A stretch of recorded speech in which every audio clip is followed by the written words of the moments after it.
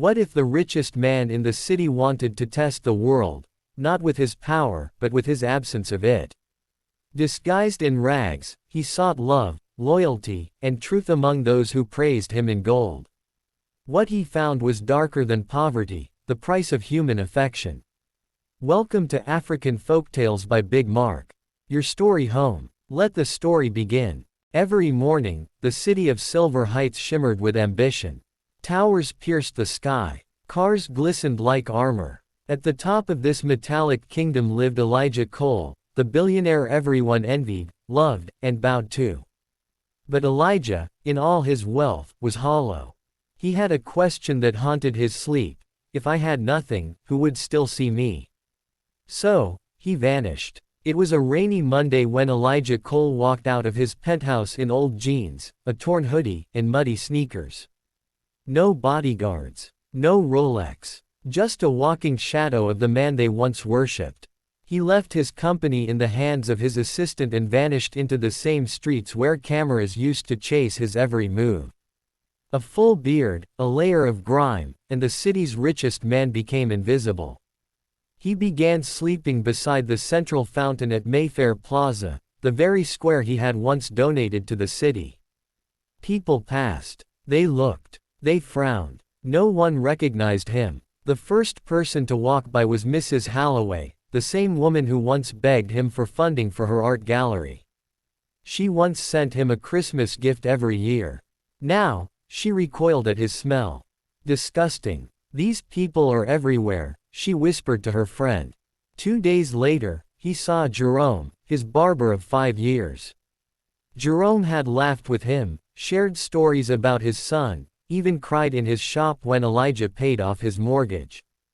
But today, Jerome walked past. Not even a glance. Elijah's heart cracked a little more. On the 5th day, something changed. A young girl, no older than 9, tugged at her mother's hand and pointed at Elijah. "Mom, he looks cold." Her mother, a food vendor with tired eyes, paused. She handed the girl a steaming meat pie and said, "Give it to him." Elijah stared in disbelief as the child approached. "Here. It's warm. Don't be sad, mister," she said, her eyes full of genuine compassion. Tears welled in his eyes. "What's your name?" "Zara." "Thank you, Zara." He ate the pie slowly, treasuring it more than any 5-star meal he'd ever had. That night, it rained hard. People passed him in umbrellas and designer coats, shielding themselves from even looking at him. Only Zara returned, with her mother's umbrella, to cover him for a few minutes. Elijah started to fall ill. His immune system, used to air conditioning and clean linens, couldn't take the filth and damp of the streets. He collapsed outside a bakery he once helped franchise. People stepped over him. A man took a selfie beside his unconscious body and posted it online with the caption, "Another junkie bites the dust." Nobody came to help. Nobody, except Zara. She ran into the bakery, screaming for water. The baker laughed her off. "We don't give water to beggars. Get lost." Zara knelt beside Elijah, crying. "I don't know who you are, but you're still someone. Please don't die." 3 days later, Elijah awoke in a clinic. Private, clean, quiet. His assistant, Ava, stood over him, livid.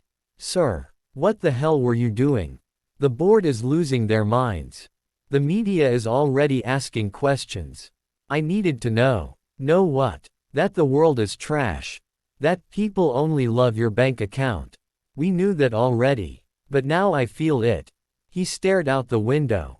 "They all left me. People I helped. People who called me friend." Ava sighed. "You ready to go back?" "Not yet. I have unfinished business." A week later, headlines exploded. Billionaire Elijah Cole found alive, was living as homeless man for 21 days. Social experiment or breakdown. Elijah speaks out today. At the press conference, Elijah stepped up, not in a suit, but in the same ragged hoodie. "I disappeared to find out if people would love me without this." He held up his platinum watch. "Turns out, love has a price, and it's expensive." The room fell silent. But one little girl paid more than all of you combined. He turned to the cameras. Zara, wherever you are, you and your mother just inherited $1 million. And the deed to my old home. It's yours now. Reporters gasped. Elijah wasn't done. As for the rest of you, those who stepped over me, ignored me, filmed me while I was dying, you've been exposed. I don't need revenge. You'll live with the shame. Elijah returned to his company. Stronger, colder, wiser. He created the Zara Foundation, focused on feeding, clothing, and housing the poor. Every donation came with a note. Love isn't measured in what you give the rich, but what you offer the invisible. As for Zara, she and her mother moved into a mansion in Silver Heights.